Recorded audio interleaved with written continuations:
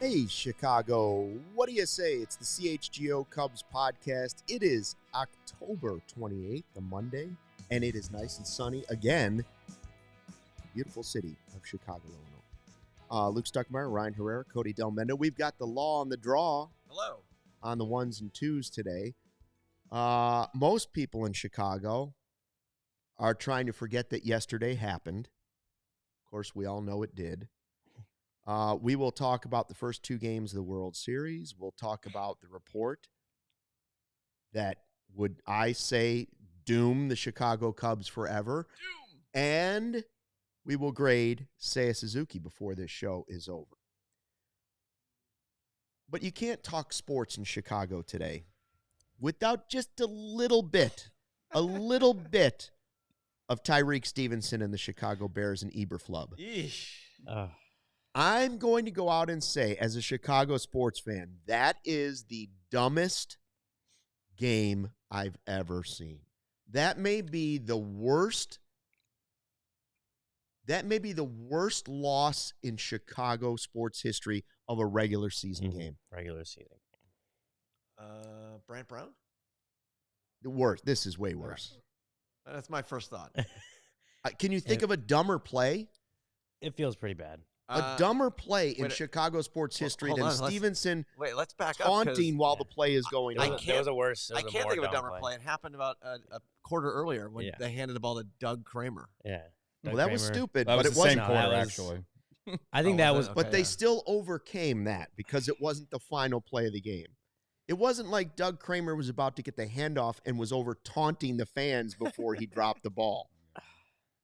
I'm going to say it's the dumbest play in Chicago sports history. It's pretty dumb. And that's unbelievable because we've had just a slew of stupid players over the years. I mean, not only are you the one taunting the fans, not paying attention as they're snapping the ball, you're also the one that tipped the ball back into who I can't remember who caught the ball Brown. for the commander, Noah Brown.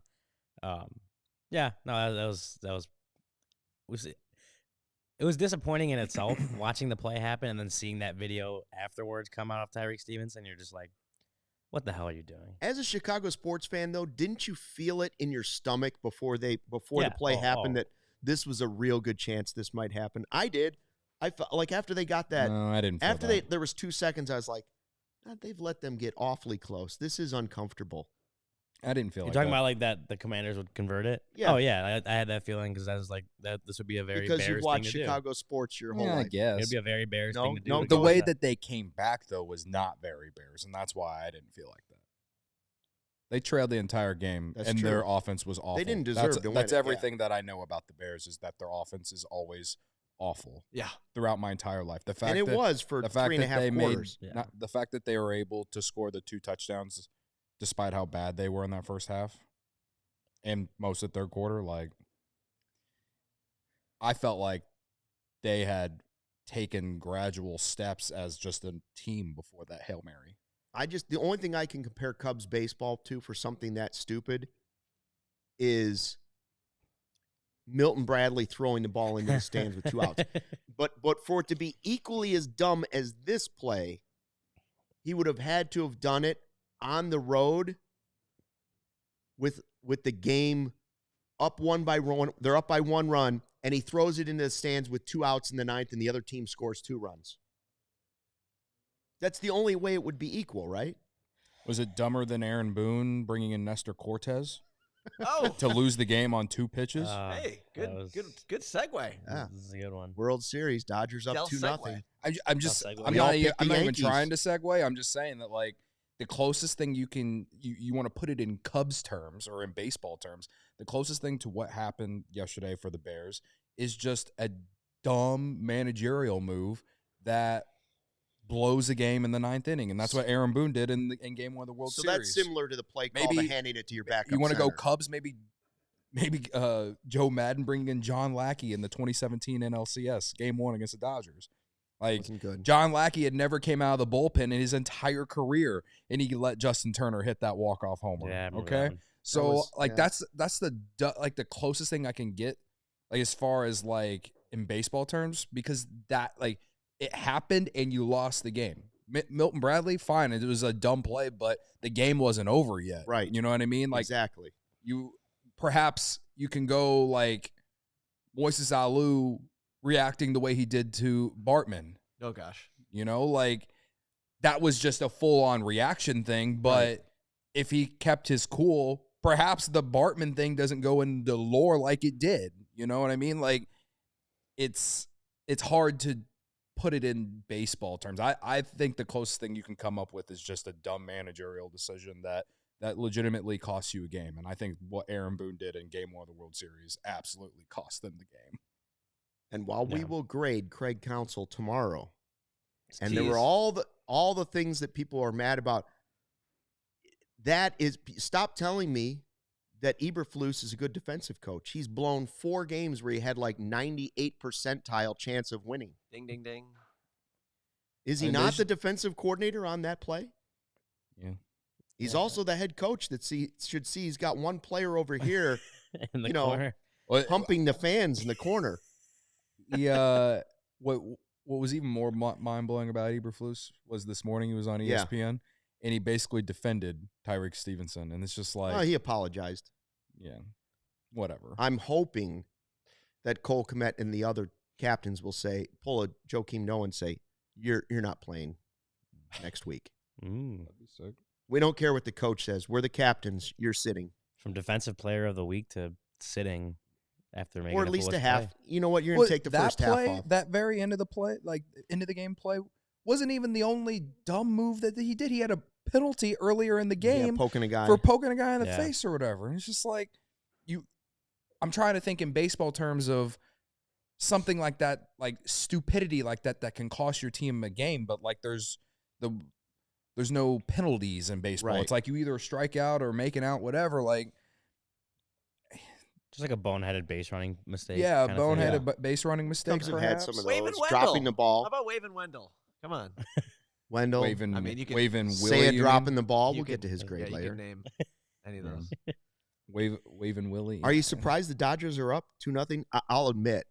So Game 1, you know me, was getting late, and I was up, and I was watching it because it was great theater, and it was the World Series, and the Yankees take the lead in extra innings, and I'm like, nothing's going to happen. I'm going to bed. Click, turned it off. Oh, no. I'm that guy. I missed the grand slam. Really? I missed it. I turned it off. I thought, well, the Yankees have won. Wow. You get an F grade for that. Yeah. I admit it. But a man of integrity admits it. Eberflus won't even admit his mistake. My mistake, I turned off the TV. His mistake, he's a terrible head coach. I'll admit, I actually watched it as much as I've been ready for this shit to Oh, end. yeah, you've been saying you don't even want to watch it. You don't even care. Yeah. What emotion did you feel when he hit that grand slam? I just laughed because it was just so boneheadedly stupid of Aaron Boone to do what he did. To bring in a guy who didn't pitch for a month. Hold on. A month. In the moment, that's your first reaction, not like, holy shit, this is the best thing that's ever happened. No, because I in, don't like- have a dog in the fight. I don't care. Well, that's why. Yeah, but that's what made it amazing. Yeah, it was an awesome game. It's unbelievable. It was such a good game. You're worried about Aaron Boone? I wasn't cares worried about about Aaron Aaron Boone. Aaron Again, I Bleeping laughed Boone? because it Aaron was Bleeping so Boone. bad. Oh, It- man. Like, Joe Davis and John Smoltz were legitimately questioning it on the broadcast. That's why I laughed, because it's like everyone's thinking the same thing here.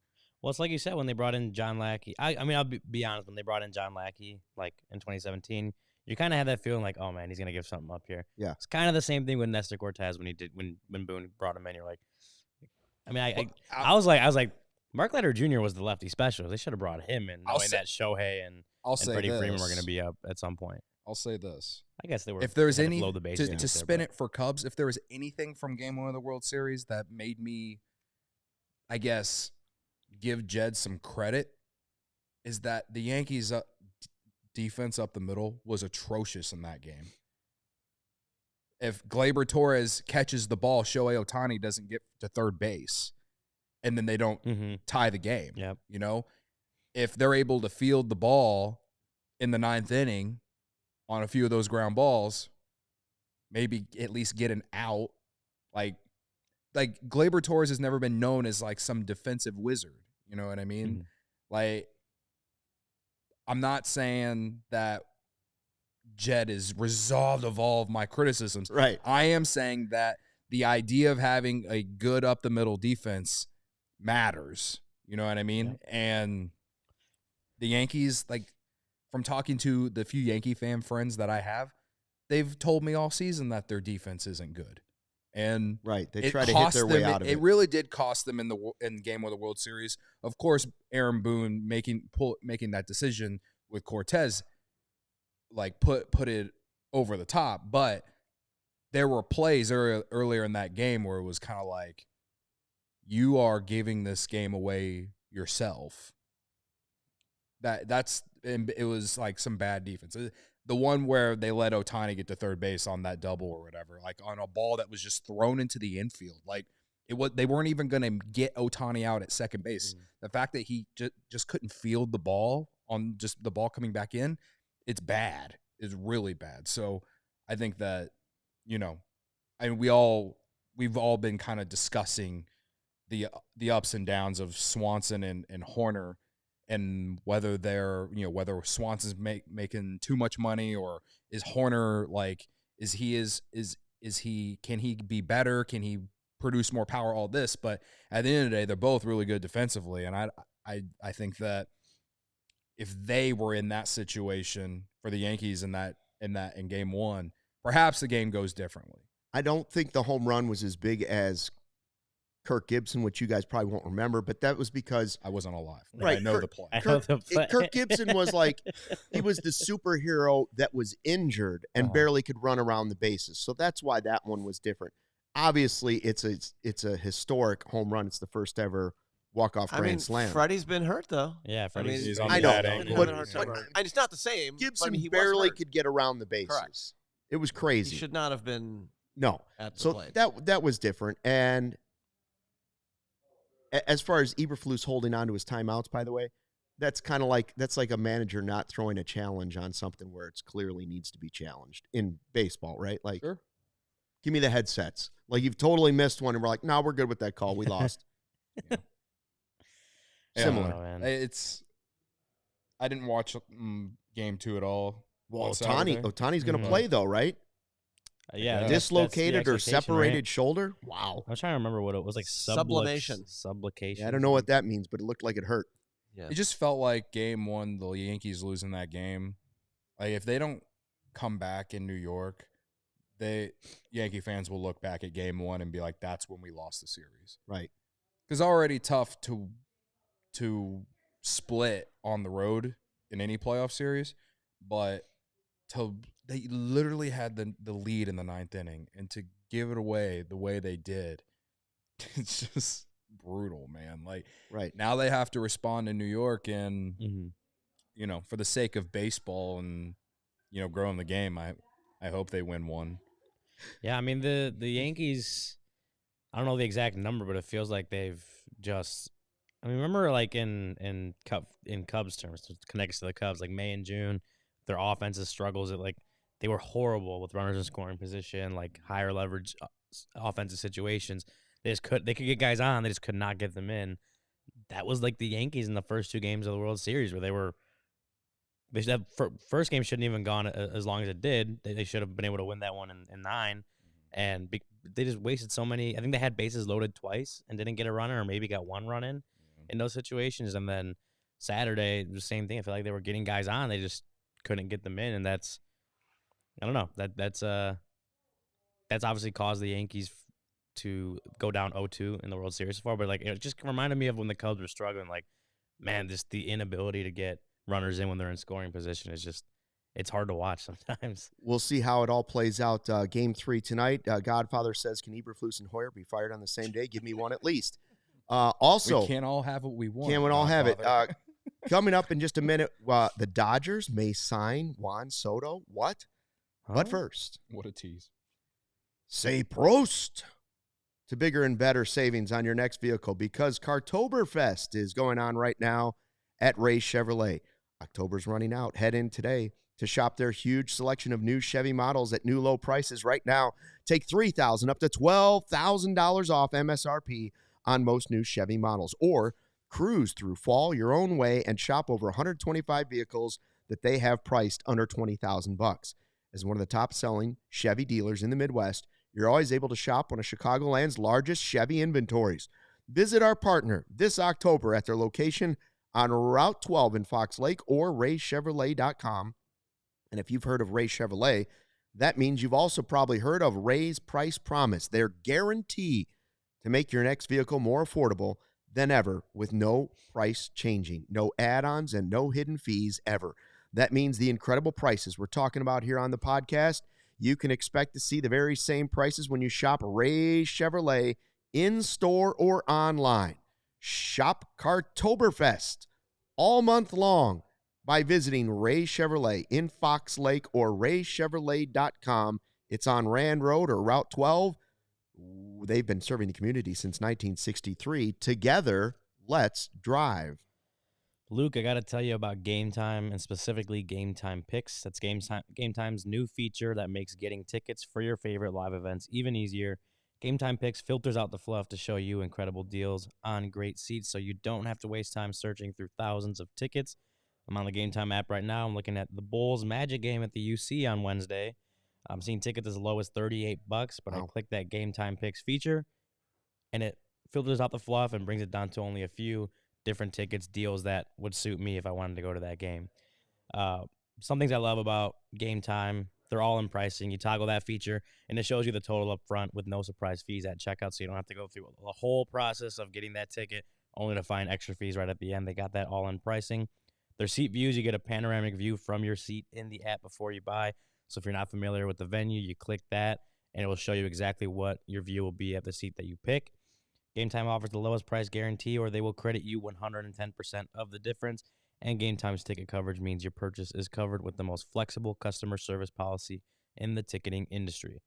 Take the guesswork out of buying tickets with Game Time. Download the Game Time app, create an account, and use code CHGO for $20 off your first purchase.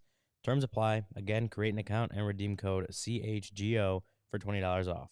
Download Game Time today. What time is it? Game time. Oh. Those were the days.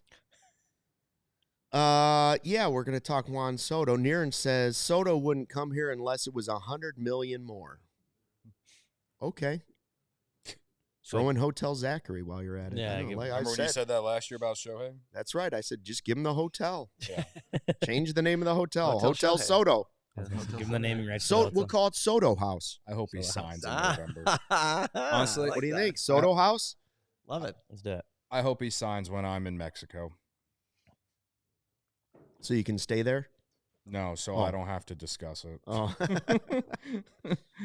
Well, that would get the ball rolling. I'll say that much. You get the best hitter off the board. To me, that's like the best case scenario. Is that like once the free agent market opens, that he signs within like day one, day one, like NFL or NBA style. It won't happen, but like happens right away. Oh man, we waited till the end of December for Ohtani to sign last offseason? Do that again. I think so. Yeah, like, it was after the winter meetings. And then Bellinger, if you remember, was the 24th of what month? 24th. Day. Well, originally it was supposed to be January 24th. 24th day of the. I think December 24th is also what you said. 1 in the morning. Yeah. But like what you were saying though, like if he signs, it gets things rolling, and like we've done this for 2 years where free agency opens and then we do Magic Wand Monday and Wild Thought Wednesday for 2 months, and then the Cubs do something. It's just like, can we be a little aggressive? Can we do something? You know, can the market get going? You know, hey, I already think Juan Soto knows what he wants to do. It just comes down to dollar amount whenever those offers come out. But like, can we get Tom Ricketts to go to the games in New York and paint Soto on his chest, so they have to show it on the broadcast? We want Soto. whatever. I don't care what it takes. I'd like get to see it that. done, That'd right? be funny. Well, knowing his Just family, get it done. Knowing his family, they'll probably be in like Nebraska or something, like fine, hanging out with his brother. Can we get all the Nebraska fans at the next home game, the next sellout, to all say we want Soto? There's plenty of Cubs fans in Nebraska, by the way. Yeah, sure. They have a baseball team. Yeah. WGN. So the report was the Dodgers are going to make a play for Soto because of the Ohtani deferred contract for 100 years. Yeah, it'd be interesting to see how they fit that in. Listen, this is just my opinion. If the Dodgers, they're up 2-0 in the World Series right now. They already have Freddie Freeman. They already have Mookie Betts. They already have Ohtani, who's also going to pitch next year. Right? Like, we can go on and on. Like, we hope that Bush is Max Muncy. They got Muncy. They've got, just go through the list of players. If they add Juan Soto to that team and a pitcher, like some real pitching, which already Ohtani will do that, the Cubs can just give up. You can't compete with that. You're team. Certainly not. Like, for Cody, here's my problem. We keep talking, even the team, we keep talking about the gap between the Cubs and the Brewers. That's not the gap you need to be worried about. What does it matter what the gap is with the Brewers? The Brewers don't do anything in the postseason. You've got to compete with the National League before you get to the World Series. If you can't beat the Dodgers, if you can't beat the Braves, if you can't beat the Diamondbacks, the Padres, forget the Brewers. The Brewers are small potatoes. They're never a factor in the postseason. How are you ever going to beat the Dodgers if they sign Juan Soto? I was just going to say, can't let it happen. I was just going to say it's not good for the game, in my opinion, if he goes to the Dodgers. That, to me, because it'll be so uneven. Yeah, and whether, like, this isn't me saying that there needs to be a cap or anything like that. It's just like the Dodger fans that wake up, in June and decide to root for the baseball team there. It's just like, right, Mary Hart and whatever. I don't know. It's just. Yeah, I mean, it would be very disheartening in terms of my interest about the league itself, because while baseball is baseball and anything can happen, it really doesn't, like, right. I'm saying this. We're also watching the Dodgers with Ohtani not pitching in the World Series, and they're up 2-0. They pitched 2 bullpen games in this postseason and have reached the World Series. Like, all this World Series has done for me so far is just remind me that Ohtani comes back next year. And whether Ohtani is going to be elite and or doesn't not. Get paid for 10 more. Right. Like, it just doesn't, give me a lot of hope. It doesn't give me a lot of hope, not only for the Cubs to win in a World Series in the next 10 years, but even, like, it doesn't give me hope that the front office, ownership, whatever you want to call it, is going to do anything drastic to try and bridge that gap. Right. Godfather's right. Phillies too. Your only hope if you don't sign him on the Cubs is that he stays in the American League. He stays with the Yankees. Go ahead. Stay with the Yankees. At least maybe we can somehow get to the World Series. How are you going to jump all those teams? Like, what really has to happen? Like, we're talking about they have nice players and anything can happen in baseball, and the Diamondbacks last year, yada, yada, yada. Yeah, that's a shot in the dark. It's a roll of the dice. But if PCA's a star and Owen Casey comes up and hits, those would all be great things, and I would love to. It would make the team so much more exciting. Even if they signed Corbin Burns and pitching would be great. Okay, find me the path to get to the Cubs through some of these teams if they can ever get to the postseason. That's great, but how do you ever compete with a team with Soto, Ohtani, Freeman, Betts? Like, it's an all-star team. Even in the best case scenario, all these prospects hit, which we know they're not going to. It's not going to be 2016 all over again or 2015 all over again. Even if they all hit, how do you compete with that? That's like a Hall of Fame lineup. Yeah. He can't go to the Dodgers. Yeah. They can't let it happen. It'll be interesting to see if that is possible. They're already at, this is according to Fangraphs roster resource for next season, already at $262 million, about roughly, for luxury tax payroll next year, which is already $21 million over the first threshold, which he'll play for $1 million and they'll defer it for 15 right. They're going to try to years. defer the contract, or if he gets it all up front, like, how much does he make and how many years? Obviously, what would that AAV add up to? Because, I mean, if he went there, like that could end up being a $300 million payroll just with Juan Soto, whatever he gets per AAV, or close to it with AAV. And then obviously having to fill in other holes there. I don't know. It'd be interesting to see if that's – I think the word was that the Dodgers would make a play if the interest is mutual. Mm-hmm. So obviously it would depend on if Juan Soto's interested in going to L.A. I don't know how many players would not be interested in going to play for the Dodgers. Yeah, but he's like, the weather's better than New York. Yeah. So we didn't have a great experience on the West Coast last year. Yeah. His numbers were good, but I think he said we didn't. I'm like, what do you mean we didn't? Juan Soto, he did. Okay. He was a massive disappointment for the Padres in terms of the overall team winning. But yeah, so San Diego's all retirees, though. What's the difference between San Diego and LA? It's literally like an hour apart. Weather-wise, nothing. Yeah. I will say that, I don't necessarily agree that it's bad for baseball if he does. I look at it more of like a player freedom, players' ability to do what they want to do, and that's kind of the side I always fall on. Is just like the players should have more freedoms. Like these are billionaires. Like every owner in baseball could sign Juan Soto. Yeah. Like they could be the ones to make sure Juan Soto doesn't go to L.A. So if he were to go to L.A. and it's because they just offered him the most money, like it's different if he just wants to go to L.A. He just wants to be a Dodger.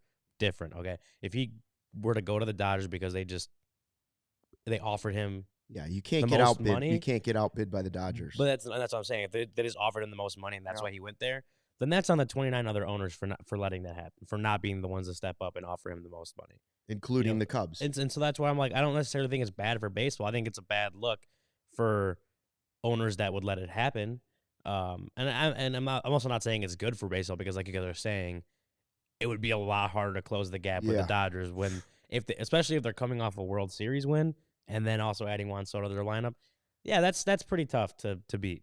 So I get it in that sense, but I'm also like, let a player do what he wants to do, and if it all comes down to money, the blame falls on the other 29 owners for not being the ones to step up. In my mind, in my opinion, I loved watching the Tigers. I liked watching the Diamondbacks once they got there last year. I love all those stories; they're terrific.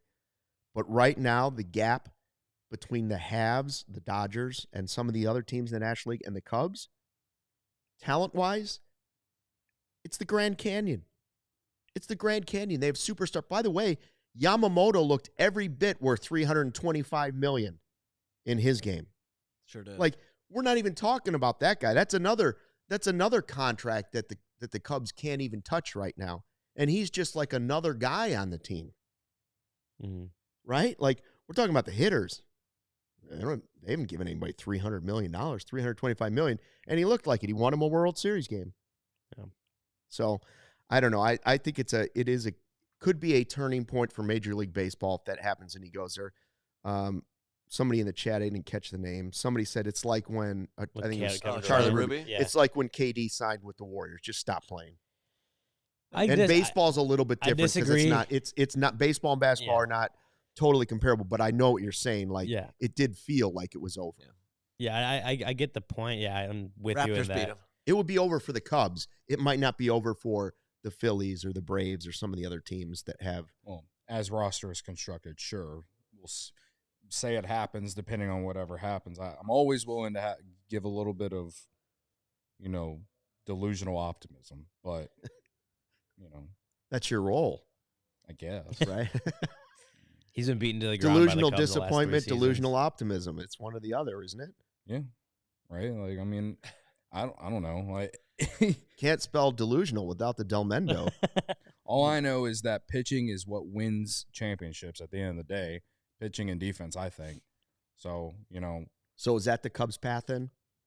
To close the gap is the only real way to close the gap if you're not signing Soto, to just load up on Corbin Burns and Hope Steele. No, I mean, you still have to score runs. Like I've talked a lot about over the last year, especially that, the offense needs more juice. We've talked about, not just me, like, bottom 10 in home runs this year is not going to get you far in the postseason, even if this team had won 5 more games or whatever to get in.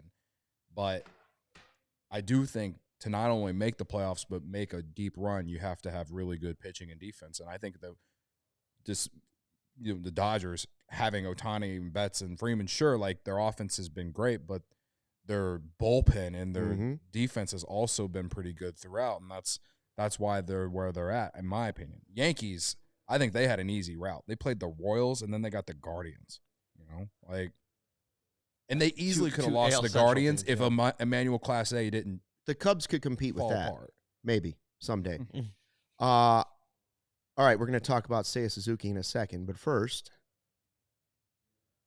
some beers can say they're brewed for baseball, but only Blue Moon is brewed by baseball. Beer and baseball just go together, and no beer goes better than the one that was literally born in a ballpark.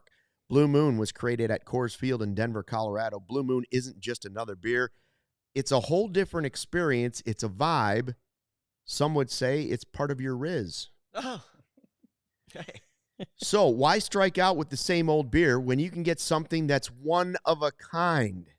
A beer this good only comes around once in a blue moon, but you can enjoy it all year long.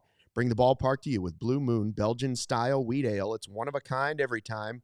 Get Blue Moon delivered by visiting get.bluemoonbeer.com/CHGO to see your delivery options. That's get.bluemoonbeer.com/CHGO. Blue Moon, made brighter. Celebrate responsibly. Blue Moon Brewing Company, Golden, Colorado. Oh, that was perfectly timed. I had some really good Blue Moons on Saturday. We're sponsored by Chicago Sports Network, the new home of the Blackhawks, Bulls, and White Sox games. CHSN will broadcast more than 300 live games per year across the Blackhawks, Bulls, and White Sox, and will feature a full lineup of original Chicago-focused sports content. They're also Chicago-based, Chicago-built, and Chicago to the core, and they're bringing it to every corner of Chicago across 77 neighborhoods and beyond. As CHSN Chicago comes first, visit chsn.com for more info on how to watch the Bulls, Hawks, and White Sox all season long. Nikola Vucevic, over 10.5 rebounds tonight. Niren said 3 stud starting pitchers and 3 hammers in the bullpen, you could still beat them. You could, but again, I'm just saying, like, just like the Diamondbacks could have won the World Series, or the Tigers maybe could have gone there and made some noise. Baseball's a funny thing. But if you're telling me what's the most likely scenario, it would be that you might end up having teams like the Yankees and Dodgers, Phillies. Those teams are going to be there a lot more often than not. I just said that, like, the Yankees, I think, had like an easy route to get there. Like, yeah, they played a Royals team that went from losing 100 games last year to being the surprise team in baseball this year. And Bobby Witt Jr. is a superstar, had an MVP caliber season. I think they made some good moves pitching wise in free agency. They actually did, for their standards, spent some money bringing in Seth Lugo, and Cole Reagans was part of a big trade for them and he was really good, right? The Guardians, a lot of things happened for them in terms of guys outperform projections. Like, I don't think people thought Stephen Kwan would be as good as he was this year, and I think their bullpen was really good. And I think if Class A was more like the Class A of the regular season, the Guardians at least extend that series a little bit longer. But to flip it to the Dodgers at the same time, while their starting pitching especially hasn't been very good, they've been averaging like 6 runs a game. So when you average 6 runs a game in the postseason, you can get away with some mediocre pitching. But at the end of the day, still, like, their bullpen has been incredible. And I think their defense has been good too, to where, like, some craziness that might happen throughout the game, it doesn't necessarily hurt them. But, again, they had to do 2 bullpen games throughout the postseason, and they won both of them. Yeah. It just doesn't, like, that's not something that happens in the postseason. Well, it's why we thought the Yankees were going to win the World Series, which I guess they still could. But we all said, I think that the Yankees starting pitching is going to be better. Yeah. We thought, and that's what Charlie's saying in the live YouTube chat, which is the best way to enjoy the CHGO experience. He said, home runs and pitching win the World Series. Look at Game 2, it was all home runs. Right, and it's why I keep saying, and we all do on this podcast, listen, if the Cubs are going to be serious, they need way more thump. You can't that's fine if you want to try and win that with defense, like the Cubs' path was. We're going to win it with pitching and defense, and get to the postseason. That was the path they started to choose, the way it was laying out for them when they looked at signing Swanson and yada, yada. That's fine. But what really wins games in the postseason is huge home runs and big pitching performances. Yeah. And I totally agree with that. And they don't have, right now, the way this roster is constructed, why they need to make big, bold moves is they have some good players. They have some very good players. They don't have superstar players, and they definitely do not have enough thump. They don't have enough guys that can hit home runs. And that's why we're grading Seiya Suzuki today. And we were debating before the show what grades we were going to give, and I was like, oh, I don't know. I was hemming and hawing. First, I started with a C, and you guys pointed out that he was, WRC plus, was top 20 this season. He had this great offensive season. And I was sitting there going, all right, well, yeah, I don't know how I compared him to other guys, and I don't like numbers. I like Stucky stats, which are just made-up numbers in my head. And I understand that. And all I can think of this year is three facts about Seiya Suzuki. One, overall, he's a good offensive player, right? He is a good offensive player. Two, he is a horrific defensive player, okay? He's a terrible outfielder. And I've seen way too many adventures out there in the outfield for that to continue. Finally, at the end of the season, they figured that out. Three is I want him to hit more home runs. He's a great offensive player, but I want him to have that thump that they so desperately need. And we keep going into each season saying, is this the year that Seiya hits 30, 35? Right? Can he finally be that guy, the big thump? Like, he shows you he hits the ball hard. Yeah. He shows you he's one of the better hitters in Major League Baseball. He knows the strike zone. He's not a guy that goes flailing away like Christopher Morel did. I just want that to harness into a little more power, the power that he showed when he was a player in Japan. It hasn't happened. So now the question for me becomes, so overall, I put those things together. I said, okay, fine. I'll give him a B. I went from a C to a B minus to a B because of the WRC plus. You guys talked me into the stats. So like this is it. I didn't talk you into anything. Okay. I actually encouraged you to give him the lower grade. That way people yell at you. You wanted me to get yelled at more. I know. So I finally settled on a B, and I'm sort of regretting it because of some of the things I just said. The defense for me, I can't watch it anymore, and I just want the power to be there. But the reason I ended at a B is some of his flaws are now Jed's fault. They're now the Cubs. They're now Craig Counsell's fault. Seiya has flaws. He's bad defensively. They should have recognized it a long time ago. He's a DH and an occasional right fielder. They figured it out. They put Bellinger in right field. That's the way it should be. I don't know what the situation is going to be next year, but I don't want Seiya playing right field on a regular basis. And that is not his fault. Unless you want to say, listen, this guy's got to get better defensively. Magically, at his age, he's going to get better defensively. He is who he is. Stacey King, know your personnel. He's not a good defender. Get him out of right field. Fine, he's a good hitter. The power thing might also be a front office problem as well. Maybe he's just not. We keep dreaming and hoping and wishing that he's going to be this 30, 35 home run guy. If he's not, he's not. It's like Nico.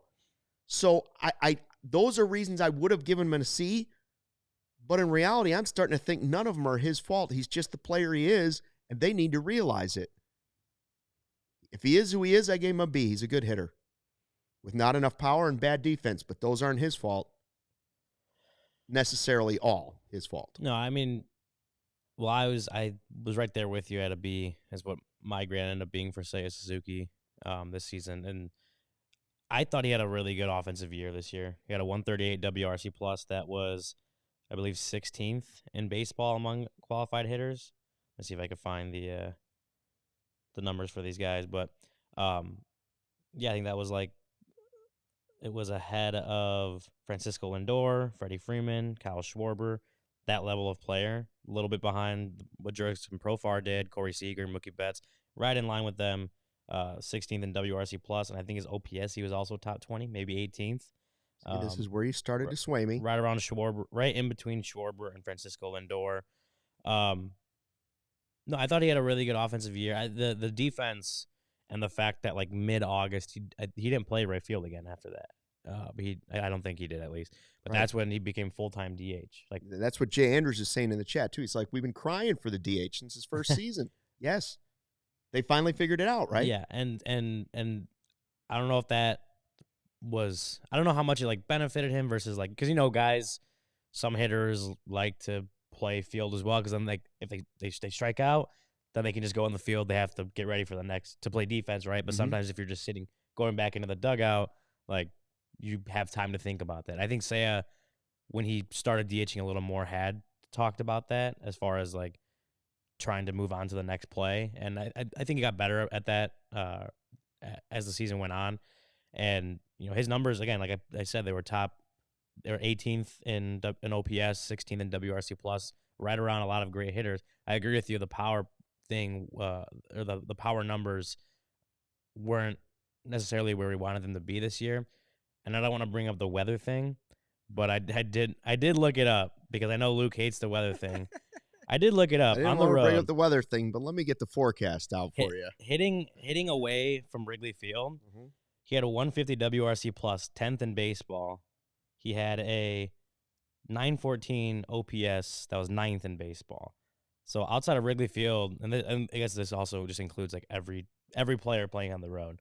But so his what numbers, was he at Wrigley Field? At Wrigley Field, he was down more in like the 700s, and I can grab those numbers real quick. But what I'm trying to say is, I do think for him, hitting at Wrigley Field half his games probably affected his numbers. Not that, again, it's Wrigley Field. Like, it's the weather. You can't control that, so you can't be like, oh, boo-hoo, right? But they did affect his numbers, and he still had really good numbers to end the season. So I think that's part of me is like, thinking like, had Wrigley Field not played the way it did this year, what would those numbers have looked like? They did. That happened. The results are the results, but the results were still really good on their own. Yeah, I can't. I mean, it would take me a while to scroll through and see where he's at as far as away from or at home, his home numbers compared to the rest of the league. But so I ended with a B. Sorry, I'm talking in circles here. I ended with a B. I thought the offensive season was really good, especially considering some of the environments he was playing in. But the defense and the fact that like they brought him over, he was going to be the right fielder of the future, or at least for the 5 years on his contract. Like, that was what he was supposed to fit into. And he just doesn't, you don't feel comfortable with him out there right now with 3 years into it. Like you were, and the fact that PCA started hitting and could play every day in center field, the fact that Cody Bellinger could move over to right field, like that obviously played a part in pulling Seiya Suzuki off the field and DHing him, because your best defensive lineup had Hap, PCA, Bellinger across the outfield. That also plays a part in it. But I would be curious to think, like, if Seiya was had performed better defensively, how would they have filled out that outfield, right? It made the decision a little easier for filling out the field, because he wasn't performing very well defensively. So that was a disappointing part of his season, to see where you're 3 seasons in now. You've played, and I know Wrigley Field, right field is a tough position to play, but we're seeing that, like, you don't necessarily feel comfortable with him out there. Like, there was a lot. I mean, I think the drops, like, there was a few of them, but it wasn't like he was dropping one every few games. It's not all that makes him a bad outfielder, though. No, it's not. I think that the routes that he runs, is something that he has to get better at. Like, I think there's all that, but I think the drops make him seem like exponentially more of a bad defender. Yeah. When I don't think that's necessarily true. It makes it a little more glaring sometimes. Yeah, but I do think, like, he disappointed what we kind of expected at him as defensively. That now, even if Cody Bellinger leaves, like, are they going to move Seiya back to right field? Then we got a problem. Can we go to what James Colstock said just a little bit earlier on this chat? I wanted to get to that real quick before we get to Cody. He says, I can't give someone a B who we acquired to be an outfielder and forced his way to just picking up the bat 4 times a game. Come on, man. And that's what I'm saying. But my thought process on it has changed, James. My thought process is they're the ones that signed him with that thought. And it wasn't like he was saying, hey, I am a Gold Glover in Japan. Like, that's factual, but it's clearly a different award in Japan than it is here, right? Like, so he is who he is. I agree. After 1 year, I was disappointed with Seiya because I looked at the defense and I was like, this isn't the guy. How is this guy going to be your everyday outfielder? He's not a good outfielder. But now we're several years into it. That's up to the team to decide that, listen, he's not going to get better. It's not like this is a 22-year-old kid and we're going to teach him to play the outfield. He is who he is. He's not a good outfielder. And it is a bit of a problem that with the flexibility of the team, if you can say, all right, we really don't want to put him in right field, you could put him in right field if he was Juan Soto because you can live with it because the guy's going to hit all these bombs. But you're not getting that power production, despite the fact that he is a very good hitter and they have some really good hitters. He's not giving you that power production. So that's there's been a lot of different grades in the chat. Some people are mad that I went as high as a B now. Yeah. And now I'm feeling like I should go back to a C. Now I feel like maybe I should go back to B minus. Well, were we too high on Seiya's season? Or too nice? I'm interested to see all of the. Can I go back to a B minus? I'm interested to see what all of the bots say when we put the graphic it's like out. Ryan trying to do that the other day. Not happening. Whatever. I guess for me, it's always like I think the fan base, and myself included, we've put the expectations too high for Seiya Suzuki. Should I blame the front office for that? Based on selling that? Should I blame the front office for not? I don't even know if they're really selling that, but should I blame the front office for not doing more to make the team better? Or should I blame Seiya Suzuki for just not having a 30 home run season like he did in Japan? You know what I mean? Like this is where I'm at with Seiya. Sure, the defense has been sus. Especially this season, it was really disappointing. Because I don't care what you say, Luke. His defense was exponentially better in year 2 than it was in year 1. Year 1, you gave him a little bit of a break because he had never played in Major League Baseball. He had never played at any ballpark around the league. His defense is as sus as my takes. Well, in year 2, it was so much better than it was in year 1. That's all I'm saying. I'm not saying he was a Gold Glove outfielder, but it was better in year 2 than it was in year 1. Everyone will always look back at the drop ball in Atlanta. One play. Like Ryan said, he's had some bad drops that people look at that and they're like, that's what he is. That's why you can't play him out there. But in year 3, it was bad. Yes, I agree with you on year 3. It took a massive step back in year 3, in my opinion. All right? But I'm not saying that all 3 years he's been so bad in the outfield to where he should have always been a DH. Some of his routes to fly balls remind me of Bragg's after about 7 beers at the tailgates. They're weaving all over the place. Shout out to Blue Moon. Whatever. I'm arguing apples and oranges when it comes to his defense. I'm sorry, this is your take. All I'm saying is that in year 3 it was a big disappointment. But I'm also saying that it hasn't been as bad as year 3 his entire tenure with the Cubs. I think that's fair to say, okay? And I'm not going to take the time to go find some old ass highlights of him taking bad routes, Luke. I'm sorry. All right. But let me finish. It's my turn. All right. We're done. Says the guy who interrupts me. He hasn't even given his grade yet. Go ahead, Cody. Well, another point that I'm getting at, and leads me to more just blaming the organization than Seiya Suzuki, is he made like $19 million this year. He's made at most $17, $18 million every season. You look at some of the top paid outfielders out there. Aaron Judge makes $40 million a year. Mike Trout, he's been hurt the last 3 years, but either way, $37 million a year. Juan Soto this year, $31 million a year. Mookie Betts, $30 million a year. Good point.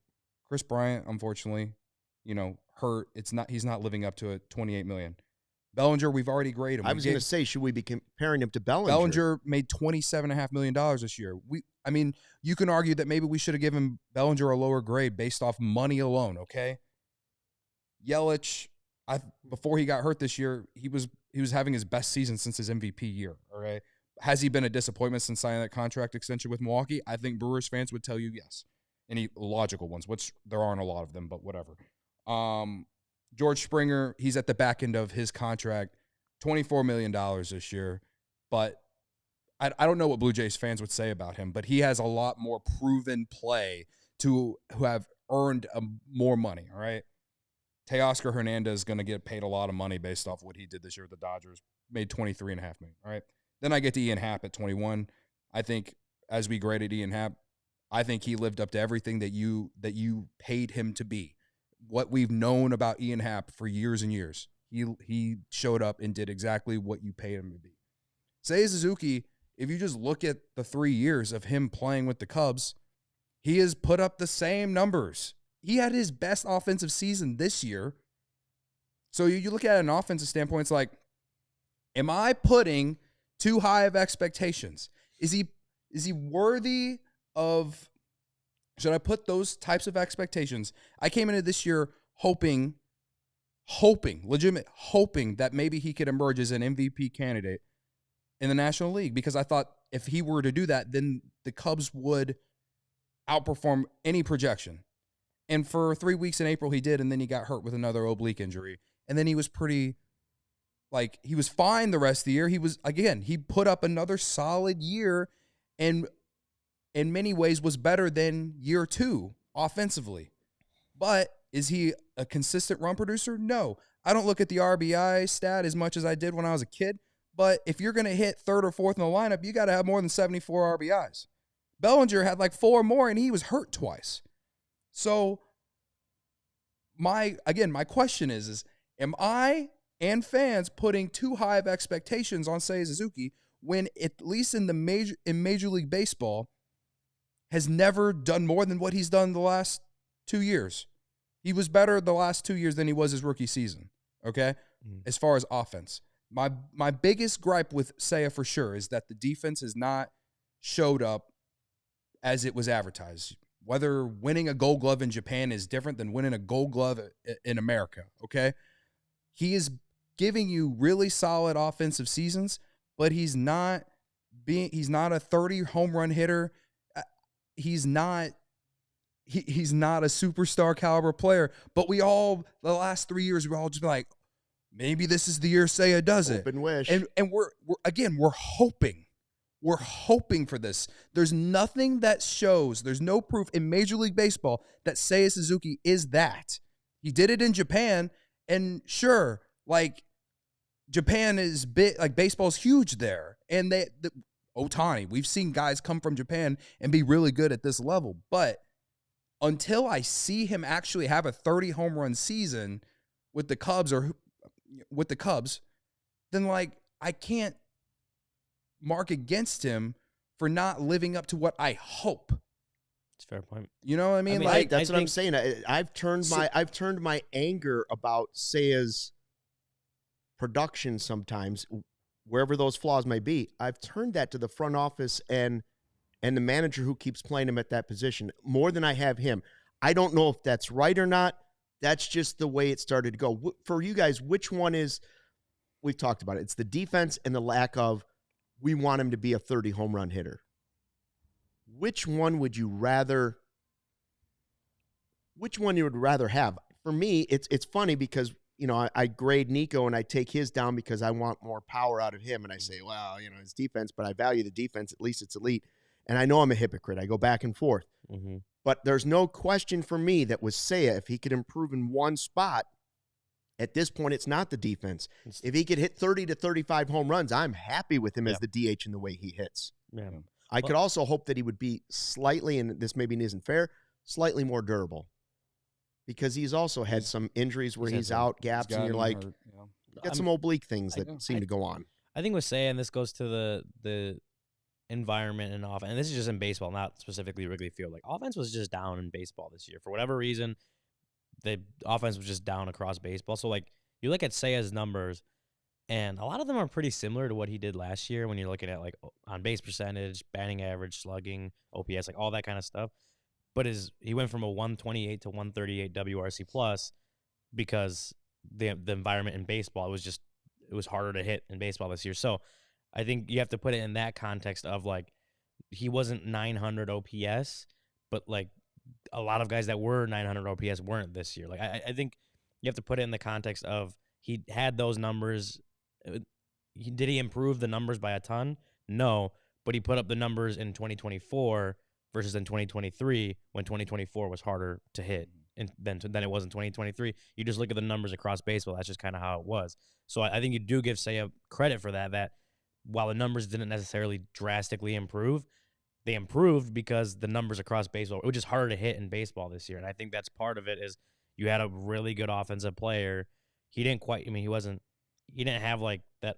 Actually, he did have like that August and September that he had in 2023. I think he hit really well to end the year as well. He could be a little bit more consistent. I would agree with that. Like just more consistent across the 6 months. Because I think his May was a struggle again.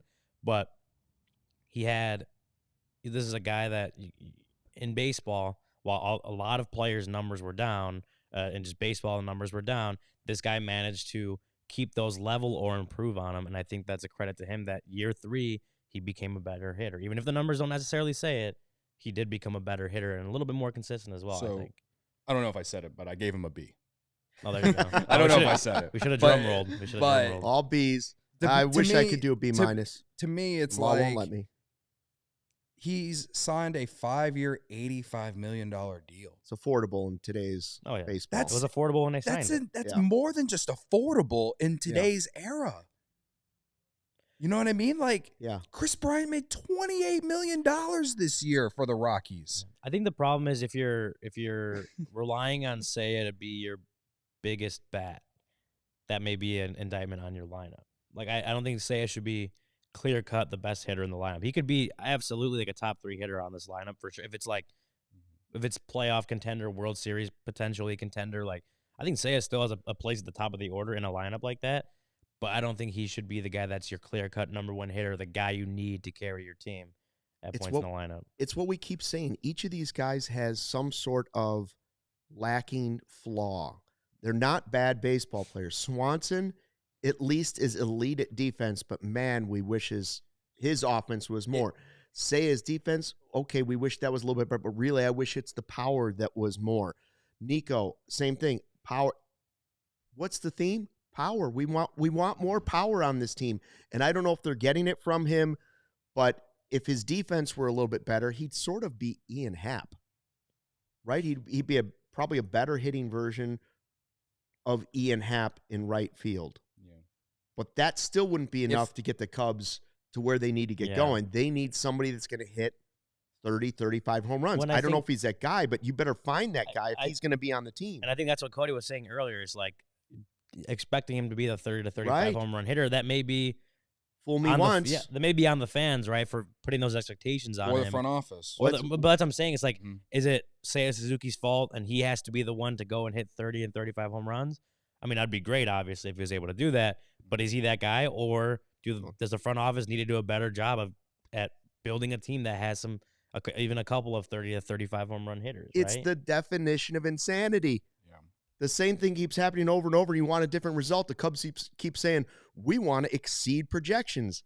They're not going to exceed projections. They are who they are. You got to go get a superstar. Seiya's not a superstar. If his defense didn't take such a step back this year, I probably could find a way to give him an A because he was legitimately the best offensive player on the team next to Ian Happ. He was a really good offensive player. A lot of teams would love to have Ian Happ and Seiya Suzuki on their teams. They, like we've said, they need that other guy, you know? And the guy we talked about at the beginning of the show that the Dodgers might also make a play at. Tomorrow we grade Craig Counsell. Get ready for it. James is so excited. So excited about Craig. Thanks for checking out the CHGO Cubs podcast. Game 3 of the World Series is tonight. We'll talk about that tomorrow as well. And I don't know, we'll probably mention Juan Soto 4 or 5 times again tomorrow. Maybe. Anybody else you want to grade, let us know. Shoot us a note on Twitter. Until then, thanks for watching, and be kind. Fly the W. We all silly like the mayor.